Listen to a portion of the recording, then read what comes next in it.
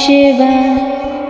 প্রিয় ভক্তগণ, আমরা অনেক সময় দেখতে পাই যে যারা বেশি ভগবানকে খোঁজে, ভগবানের পূজা অর্চনা করে, তারাই কিন্তু বেশি দুঃখ পান। কিন্তু এমন অনেক মানুষ আছেন যারা নাস্তিক, ভগবানকে মানেন না, ভগবানের পুজো পাঠ করেন না, তারা সব থেকে বেশি সুখের জীবনযাপন করে থাকে। আপনি যদি এই গল্পটি শুনছেন তাহলে সম্পূর্ণ শুনবেন, অর্ধ সম্পূর্ণ শুনে কখনোই ভুল করবেন না। তাই সম্পূর্ণ গল্পটি শুনুন। এসব দেখে মাঝে মাঝে মনে হয় ভগবানই ভুল, ভগবানের ন্যায় বিচারই ভুল। ভগবান এটা কোন কাহিনী? এটা প্রত্যেকটা মানুষের সাথেই হয়, এটা কোনো কাহিনী না। প্রিয় ভক্তগণ, আমি ভিডিওর মাধ্যমে এইসবের কারণ এবং এই সম্পর্কেই বলবো কেন এই জিনিসটি হয়। ভগবান ভোলানাথ, শিব শম্ভু স্বয়ং এর উত্তর দিয়েছেন। যারা বেশি পুজো পাঠ করেন তারা কেন বেশি দুঃখিত এবং চিন্তার মধ্যে থাকেন? এই প্রশ্নের উত্তর কি শিব ভগবান নিজে নারদ মুনিকে দিয়েছিলেন। এর বর্ণনা শিব পুরাণেও আছে। এবার জানা যাক বেশি পুজো পাঠ করা লোকেরা কেন বেশি দুঃখে থাকে। নমস্কার প্রিয় ভক্তগণ, আপনাদের সবাইকে স্বাগত জানিয়ে শিবের কাহিনীতে। এবার চলুন শুরু করি আজকের কাহিনী। একবার কৈলাস পর্বতে মহাদেবের কাছে নারদ মুনি যান এবং নারদ মুনিকে খুব ব্যথিত লাগছিল। ভগবান শিব তার কারণ জানতে চাইলেন। তখন নারদ মুনি ওনাকে প্রণাম করে বললেন, হে প্রভু, হে নাথের নাথ ভোলানাথ, হে দেবাদিদের নাথ, আমার মনে একটি প্রশ্ন চলছে, কৃপা করে আপনি আমাকে এই প্রশ্নের উত্তরটি বলে দিন। হে প্রভু, হে ভোলানাথ, যারা বেশি পুজো পাঠ করে তারা কেন সবসময় দুঃখের মধ্যে থাকে এবং চিন্তিত থাকে? এটার পেছনের কারণ কি? কিন্তু যারা ভগবানের নাম করে না, ভগবানকে স্মরণ করে না, ভগবানের পুজো পাঠও করে না, তাদের মনে একটুও ভগবানের প্রতি ভক্তিও নেই। এবং যারা জীবনে অনেক ভুল কাজ করেন তারাই সব থেকে সুখী, তারা তো আনন্দের মধ্যেই কাটায়। এমনটা কেন? হে ভগবান, আমাকে এর পিছনের কারণ বোঝানোর একটু প্রয়াস করুন। তখন ভগবান শিব বললেন, হে নারদ মুনি, আমি যেটা বলতে চাইছি ওটা আপনি খুব মনোযোগ সহকারে শুনুন। কেন যারা বেশি পূজা করে তারা বেশি দুঃখিত হয়? হে নারদ মুনি, আমি আপনাকে এইটা একটা কাহিনীর মাধ্যমে বোঝাচ্ছি, মন দিয়ে শুনুন। একটি গুরুর দুটি শিষ্য ছিল, দুজনেই খুব বিদ্যমান ছিলেন। দুজনের মধ্যে একটা পার্থক্য ছিল যে একজন ভগবানকে মানত, আরেকজন ভগবানকে মানত না, নাস্তিক ছিল। আর অন্যজন এমন ছিল যে যেখানে ভগবানের পূজা পাঠ হচ্ছে, ভগবানের নাম হচ্ছে, ভগবানের কীর্তন যজ্ঞ হচ্ছে, সে সেখানেই দৌড়ে দৌড়ে চলে যায় এবং ভগবানের পূজা পাঠ করতে লাগেন। আর অন্য শিষ্যটি এসব থেকে অনেক দূরে থাকত।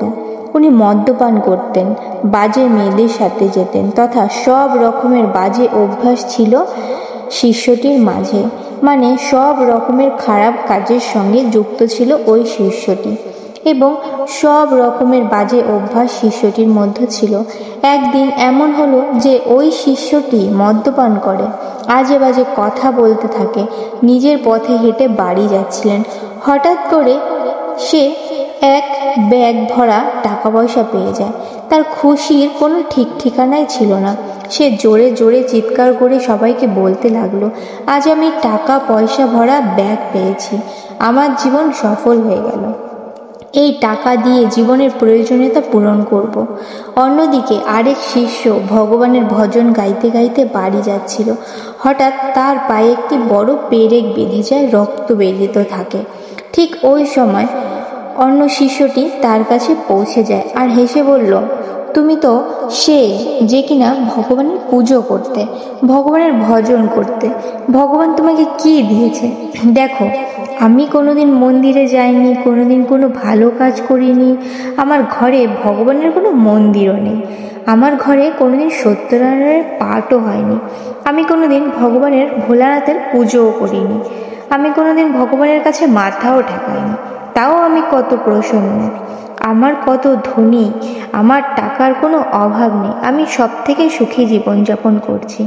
এইসব শুনে শিষ্যটির মন কাঁপতে লাগলো।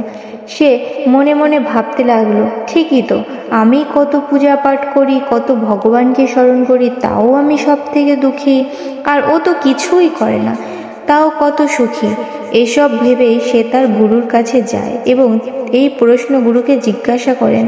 গুরু শিষ্যকে হেসে বললেন, ভগবান যা করেন তা মঙ্গলের জন্যই করেন। যার যেমন যোগ্যতা সে তেমনি ফল পায়। তুমি জানো ভগবান তোমার পায়ে পেরেক কেন বিঁধল এবং ওকে ব্যাগ ভর্তি টাকা কেন দিল? তুমি আগের জন্মে অনেক পাপ করেছিলে, তাই তোমার আজকে মৃত্যু হওয়ার কথা ছিল, কিন্তু তুমি বেঁচে গেলে কারণ তুমি মন্দিরে গিয়েছিলে, ভগবানের পূজা করছিলে। এটাই তার কারণ, যার ফলে তুমি বেঁচে গেছো। তোমার পায়ে শুধু একটি পেরেকই ফুটেছে। এবার তোমার মিত্রের কথা শোনো। পূর্ব জন্মে একজন মহান মহাপুরুষ ছিলেন, ও একজন ঋষি ছিল। এই জন্য ওর আজকে ভাগ্য বদলানোর দিন ছিল। কোটি টাকার সম্পত্তির মালিক হওয়ার কথা ছিল, কিন্তু এই জন্মে কোনো ভালো কাজ করেনি, তাই পূর্ব জন্মের ফল হিসেবে এত টাকা পয়সা সে এখন পেয়েছে এবং কোটি টাকার মালিক হতে চলেছে, কিন্তু সে তার এই জন্মের কর্মের ফল পেল না। হে শিষ্য, ভগবানকে দোষ দেওয়া বন্ধ করো। সে এই জন্মের কর্মের ফল আজকে না হোক কোনো না কোনো জন্মে তো সে পাবেই। বর্তমানকে ভালো কাজে ব্যবহার করো, জীবন আপনা আপনি উন্নত হবে। এরপর ভগবান শিব নারদ মুনিকে বললেন, পাপী মানুষ তার পূর্বজন্মের ফল এই জন্মে ভোগ করেন, তাই সে অসুখী। কিন্তু মানুষের এটা বলা উচিত নয় যে যদি এই জন্মে পাপ, তাহলে পরের জন্মে সে অত্যন্ত কষ্ট ভোগ করবে। তাই এই জন্য প্রতিটা মানুষের উচিত ভগবানকে বিশ্বাস করা, কখনোই চিন্তিত, উদাস, বিস্মিত না হওয়া। ভগবান যা করেন তা ভালোর জন্যই করেন। এই জন্য মানুষকে ধৈর্য সহকারে নিজের জীবনযাপন করা উচিত।